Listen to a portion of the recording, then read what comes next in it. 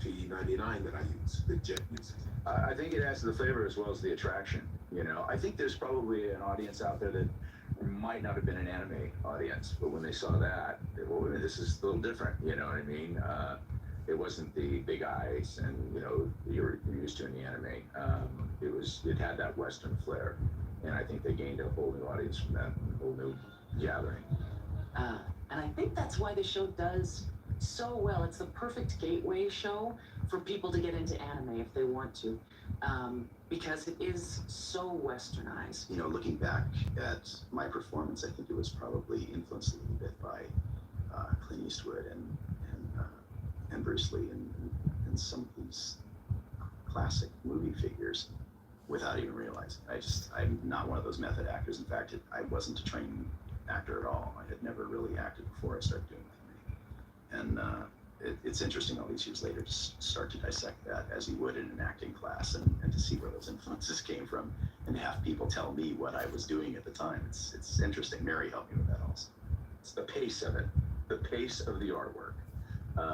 It just lent itself to the pace of the actors, of the dialogue. It all came together. There was a confluence of a lot of brilliance in this thing with the dialogue, with the visuals, with the animation, all those little gems, with the music. It was just like, this is wonderful.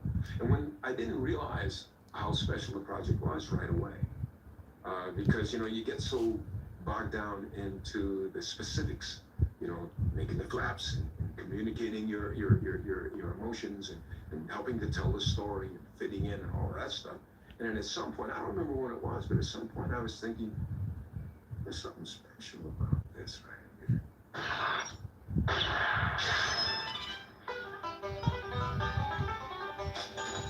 Hi, amigos! All 300,000 bounty hunters in the star system! How y'all doing? And now it's time for Big Shots, the show that tells all about fugitives. Chuck's hobby! The Big Shot show, when I first saw that, I kind of did a big WTF, because what am I even looking at here? How does this fit into the show? It became one of my favorite things in the show. Paul St. Peter and Leah Sargent. I'm very close with both of them. And they make me laugh. It was one of the funniest things in the show, that recurring bit with the Punch and Judy thing.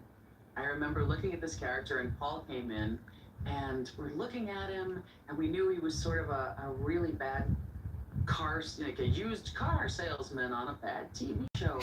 And but we looked at him and he goes, he kind of looks Hispanic. He could be black, he could be Hispanic, he could be all these different races.